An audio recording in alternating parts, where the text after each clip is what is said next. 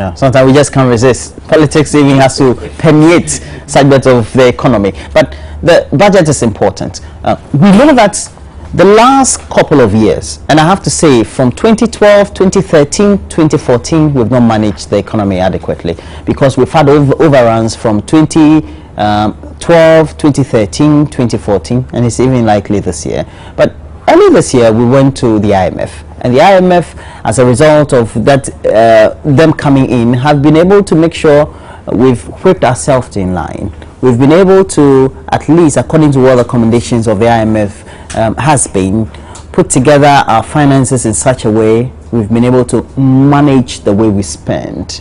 But the criticism against government is that because of the lack of expenditure, I mean, critical sectors have been suffering, and we know that unemployment has been high. The energy crisis has affected many industries. What should be the expectation as the finance minister addresses the whole nation before Parliament and reads the budget out for 2016? What should be the expectation? I have to ask you. What are you envisaging for the current budget? The budget must really take into cognizance our level of imports in this country. That is the bane of our economy, in the sense that we spend, there's a document that you've given to me to read, and inflation on import alone, right, very high, 18-point-something%. And that is what is killing this economy, because the more we import, the more we expend the little resources that we have in terms of foreign currency, foreign exchange, which ensure our balance of payment outside is always in the deficit. Now we spend so much money to import things, probably which, if we put our mind to, can be manufactured in this country. Because at the dawn of independence, we had a 5-year development plan where we were able to put up factories that was to satisfy the basic needs of our country. Textiles, milk factory, beef, shoe factory, all those things. That today we spend so much money.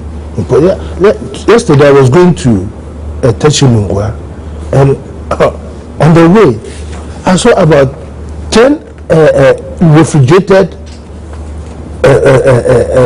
50 or 60 or whatever footer, what do you call it? Container. And in that refrigerator is what? Chicken wings, turkey tails. Because I know the company. Chicken? I know the company who brought, because it's not boldly written in front of the vehicles. And you were worried? And I was worried. This thing it means that we are depriving our locally, exactly. And then here again, that person must look for foreign currency to do what? To go and pay for the, So it has come to talking about increasing taxes and doing the important thing. We have to have a critical eye on our imports and put punitive measures. Forget about going to tax these civil manufacturers and who are doing internally. But any import that is coming, which is detrimental to our economy, must have punitive taxes on them. And that money is used to revamp the industries in this country. It's very important. Because if we continue, we sit down and we look at the balance of trade between Ghana and China, Ghana and United States, Ghana and UK, and the whole of the EU. The whole of the EU, and we are in deficit. So we don't have money to do the infrastructure development we need to, because we are spending a little that we are getting, and also our products, our raw materials that go out. The cocoa price have gone down, gold, even timber that we sell, we've even lost count because we've depleted the forest. So we can go on and on and on. And the important thing is that there are certain things that are not benefiting us. And government should have a very, very, very critical look at those areas and put some punitive measures on this for us to move on. But that's the reality. The reality too is that we've not been bold as a country over the decades to take strong policy decisions in this very direction. What do we need to do as a country? I believe that it's a matter of leadership. If leadership wants to do us a favor, they can do that to Ghanaians. Because what Chairman Ade was referring to, the chicken window, you go behind the scenes and find out who is behind it. But they are businessmen. Even behind the businessman, there's somebody who has some interest, third politician in there. Most of these things that we are talking about. So, if we want to change the status quo, leadership, what is happening in Nigeria, what is happening in Cote d'Ivoire, we need leaders like that who will come and say, look, enough is enough. We will have to change the direction, the way we've been going. This time around, it's not going to, whether you are within my party. I like the way Chairman Ade was very concerned with what the nation. But me, I'm a politician, he is a politician. Most of these things, it is when we cannot look in the face of our own colleagues and say, look, this one is not right. This one does not work. The president had promised us, this is an election year, but he's not, 2016, he's not going to do anything about it. But then you come to his appointees, look at what is happening GVLA. If this thing was not detected, look at the amount of money that was going to go somewhere. The president might have no idea at all about what was happening there. But then this chunk of money just goes out. Agambire, Zoom Lion, they've been asked to refund certain monies. Up to today, those monies have not come. Arrangements, payment plans have been given. They are not following. GCD, former GCD, Akotia mines, somebody buys it, says, oh, this will be the payment plan. These are the things that I want to say. Before we could say Jack, started selling, taking parts and selling them. And we're watching on. So this is what I mean by leadership. When I say leadership, I don't mean just the president, but he's got people around me who should be looking at it. The Minister of Mines, does he know that the person who paid for the Akotia has not paid the money, and he started selling, taking parts? So you're saying these are some of the things that we need to do. Absolutely. At the end of the day, we have critical sectors of the economy that also need to have the empathy of all of us, and we all look on, not necessarily because it should be a government initiative, but sure, it's also needs to be a people citizenry centered initiative, and we all look on, we do nothing really. Who are the bulk of businessmen we have who incessantly contribute their money into ventures that tend to enrich people outside our country and not our own? They are among us. It's not, government doesn't have to go and hold the neck of a businessman and say don't import from China, but the businessman also needs to make sure that there's a policy incentive that is available. I have to just sacrifice and take advantage of that and try to restrain myself from going in for the cheapest outside for the sake of my country. We're not patriotic enough, don't you think? Look, what is patriotism? Even within our own family setup, our children, they observe what we do at home, they observe what we do, and they follow. So for me, whatever it is, there's an adage which says that if you go into a village, a town, and you see the children playing some games, it is what the elders have played years ago. If you enter and you see that certain they are playing pilolo or ambio, it is what the elders have done years ago. So for me, I still insist that if we got some leadership that will say, look, enough is enough. This country cannot go. This small country has been endowed with virtually everything that almighty America has. Human and material resources. Look, even in private organizations, when you get there, or any institution, you look at the managing director, the way they behave trickles down. You get there, even the way they dress, it trickles down. chairman at this outfit, if you go there and his workers are there, to look at the way their boss dresses, to know that even if he doesn't tell them, you look at them and then they themselves will realize that the man is not happy with the way they have dressed. I worked in an insurance company. There you don't sell material, things that people can see. So as soon as you enter, they will tell you that, look, what we are selling, insurance is not green, it has no color, it has no form. What we are selling is you. The person needs to see you and say, I have confidence in this guy. If I brought my money there, it's not going to be... And you think that those are the things that we need to improve? Absolutely. All right. But over the last 2 years, we've been worried as a country about debt to GDP ratio. And now we've got into astronomical levels for the year. We're trying to keep that in check. The IMF says we're doing well in many respects. But that has also some incremental consequences. What do you say about that? For me, when you say debt to GDP ratio, you see, when your GDP is low, it means that your debt portfolio goes up. If your GDP is high, so when we are having GDP of 8, 9, 10, 15, whatever percent, we're not talking about debt sustainability.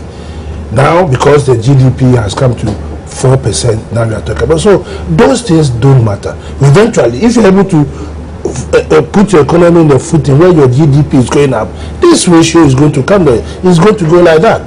You know, understand? So you're saying that once there's growth, exactly, it will come down. Exactly, it's like that. It's a yo-yo affair. Once your GDP is down, your debt sustainability comes. When the GDP goes up, your debt ratio comes down. For me, debt, as a country, we should not be afraid of debt. You see, because you need to create the necessary, you need to create the infrastructure that will enable you to have what? Growth, to create employment. So when people are talking about debt, I always look at Dubai.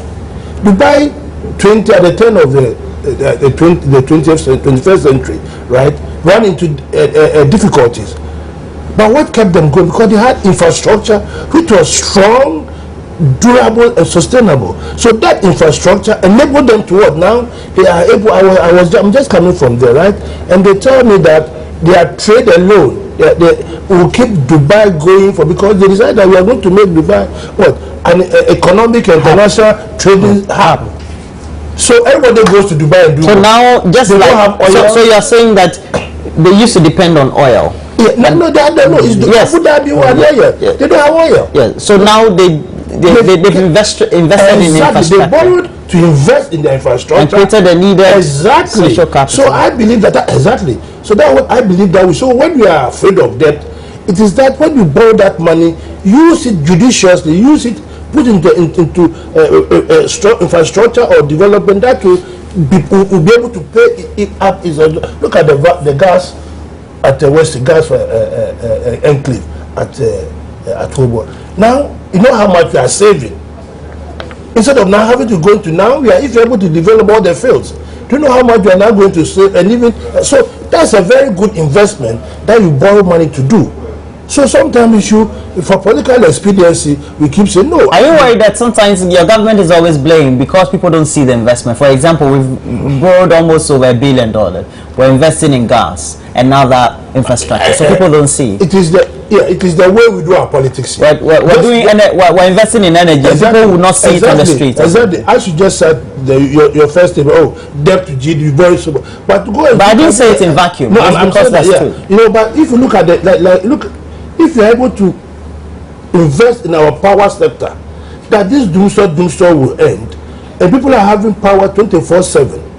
People can even work in the night, and that is what your GDP then will start going up. And so your debt levels will matter less. The small scale, the carpenter, the what do you call it, the barber, the other artisans. Exactly. You see, but now because of the doomsday, that is why we are growing at 4%. We don't have enough power to propel the economy. A good point that you've made there, because he also made the point about investing and investing rightly, etc. But the point is, for all election years, we get to notice that we invest a lot more in infrastructural projects. Now, when we invest in social infrastructure, it doesn't bring a lot more returns. Sure. Well, but the mindset is we want to win a lot more of the votes, but we want also to make communities more satisfied. Now we have this idea we're calling smart borrowing. So we want public entities to be borrowing on themselves and so it's on their books. We're entering into the next year. We're going to borrow to build schools, build cheap compounds, refurbish roads, etc. Those are not going to give us immediate money. It's not like we're investing in a gas project or let's say a plant for the manufacturing sector. Are you worried about this trend? I am not worried about the trend. You have no complaints then? No. Hold on. It's one on two legs. Value for money. That is where the issue is. I agree with Chamani. Borrowing in itself is not a bad thing. Constitution decides to borrow to open a new this in Atakradi, haven't done his market service and why? Obviously he knows what he's going to get. But if you borrow, you're going to make roads to bring foodstuffs to the center, to bring cocoa to the why should that be? Because immediately it's like you say, we're not going to get a benefit, but then the other ancillary things. But when you go and borrow and a road that could be done with 5 million, you go and take 10 million and the 5 gets somewhere, and even the 5 within the next 3 months there are manholes on the roads. The people cannot still bring their food. That is where the problem is. That is where the problem is. It's not the borrowing in itself that's the problem, but you're going to borrow. I mean, we want to go international, get licensing cards instead of the first booklets, and why not? I mean, it's a good idea. Anybody sees just one card and you have it. Then somebody says, look, I've signed a contract which originally was 3.6 million. But then turned out to be 9 points. I didn't see. That thing was not just in figures. You are saying that this is all state money. Absolutely. That's going down the drain. Down the drain. That is where the problem is. It's not the borrowing in so it means that then we have to strengthen our institutions then. So that even though we're spending, we know we're spending right. Right. And like I said, it also depends on the ability and the preparedness of those who are to take the decisions to look in the face of it. This cannot be done. You are in my party, but you shouldn't do this thing. The other concern that has been raised by political critics and even normal watchers of the economy and civil society has been that we've not been spending right. We've been spending, yes, but we've not been spending in the critical sectors. So perhaps since 2013, agriculture has not been improving as it should improve. The services sector has also not been improving, and manufacturing sector as well. I agree with you. See, there must be a paradigm shift towards agriculture, right? In the sense that we have the resources. Yeah, in a sense that, you see, you travel from Accra to Kumasi or Bonga, and you see all this vast land, you understand, and you cannot rely on these small farm holdings anymore. Those days population about 6 million, so even your backyard, you could even use your backyard to do some gardening, right? But then you need to really ensure that there's serious investment in agriculture, right? And then the large scale, and also that will, even though you are going to use machinery, it will also open avenues for other ancillary professions to come in. You see, because there's a value chain that is created. Exactly. Like this chicken we are talking about. If we Kwame Nkrumah started Pomazi poultry in Winneba, it was a very vast acre of land. What happened to those days? All of us prefer the chicken that we see walking, traversing the hour, and that was healthy. What happened today? You know, we can't even grow them. Now we import from Brazil because we have one brand that we call Sabina or something. So I agree perfectly with you that it has come to a state that we should have a paradigm shift in most of the things that we do, and we shouldn't have the dark disease. Now if we concentrate on the oil, look at the price of oil now, crude oil. It's nothing to write home about. But if we go on agriculture, all these countries that we go and ask them for loans and that kind, predominantly they are agrarian economists. They over the years. So I think you are right. over the years, we have always believed in doing trading. Ghana economy is based on trade, buying and selling. It's about time we shifted and have more emphasis. I want to see the Minister of Finance encouraging people to go on the farm, so that it will even stop the urban-rural drift, where people are leaving the rural areas and coming to live in Agbogbosi. All these people, if we harness their energies well and say, look, we have opened up the villages, we are opening up the farming areas, we are going to bring the tractors, we are going to bring what you see, we are going to re-energize the soil. You know, get companies who are able to do that to add to our yield. We'll have a long way to go. Well, we'll have a lengthy discussion on the budget, though. But let's just conclude on this. All things that he said, good ideas.